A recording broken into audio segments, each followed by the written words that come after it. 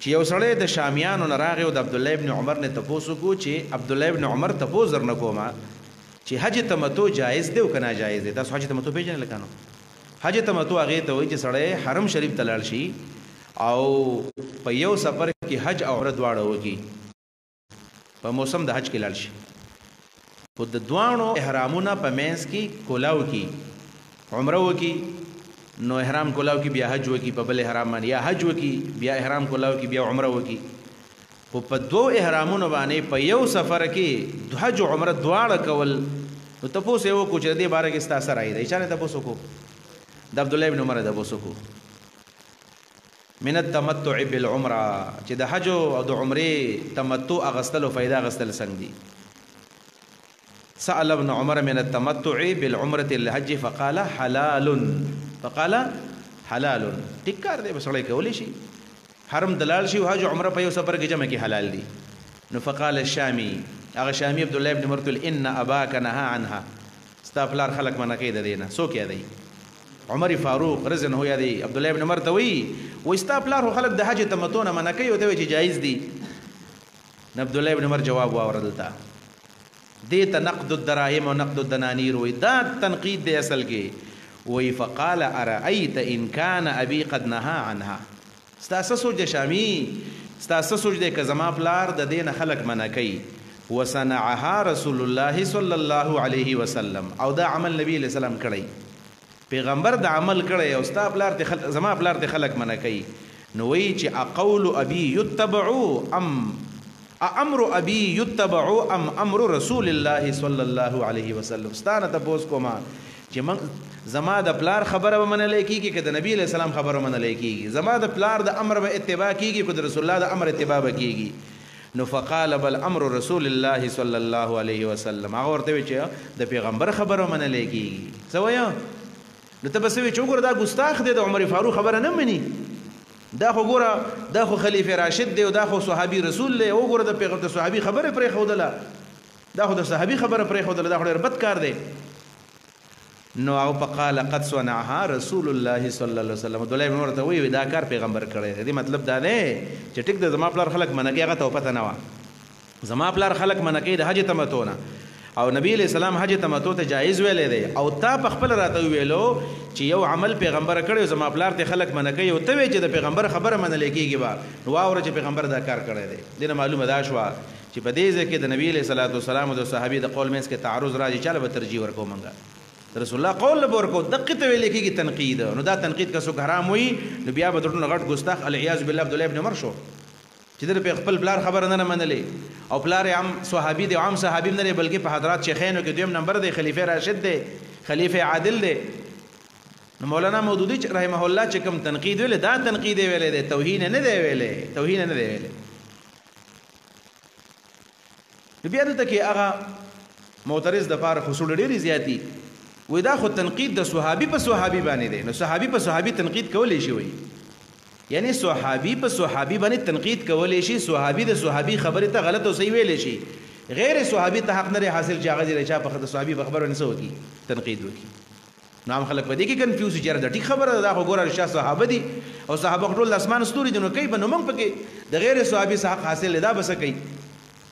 بیا بل اوره چې د غیر صحابي د لپاره تنقید حق شته او کنيشته؟ آیا یو غیر صحابي هغه د صحابي خبره ته ټیک او غلط ویلی شي کني شي؟ نو بیا دا د بخاری او د مسلم حدیث درته وایم، دا بخاری کې هم دی او په مسلم کې هم دی، دا صحیح الاسناد. په حالت د احرام کې د تطیب مسله، التطیب فی حالت الاحرام یعنی خوشبوئی لګول په حالت د احرام کې، دا مسله اختلافي مسله ده.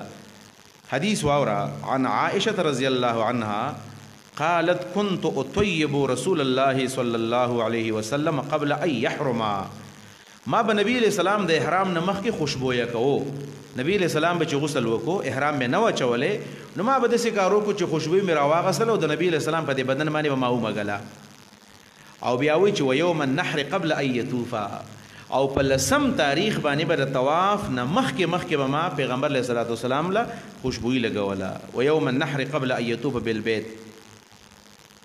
او بیا سوی کومه خوشبویي؟ بطیب فیه مسکن. کومه خوشبویي؟ بطیب، په داسې خوشبویي باندې فيه مسکن پدې کې بسو مشک پکې وو.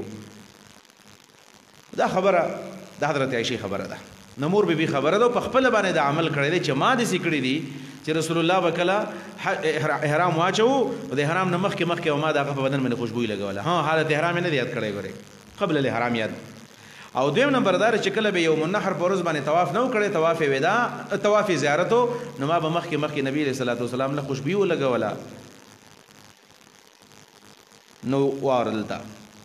سالم چې د تابعی دی سالم د ابن عمر شاګرد دی زوی دی وی د په باره کې راځي وقد عمل بمثل هذا سالم ابن عبد الله وقد عمل بمثل هذا سالم ابن عبد الله د عبد الله ابن عمر زوی سالم په دې باندې عمل وکړ د پیغمبر علیه الصلاه والسلام کارو په دې باندې عمل وکړ. حين بلغه حديث عائشه في تويب قبل الاحرام چې کله ودا دا خبر ورسېدله چې قبل الاحرام خوشبو لګول کې د عائشه حدیث موجود دی.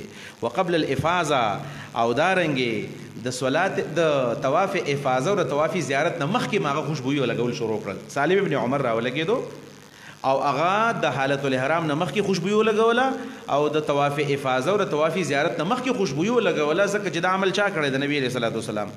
او سوی وترک قول ابيه وجده وترك قول ابيه وجده د پلارو د نیکه خبره پرې خودله.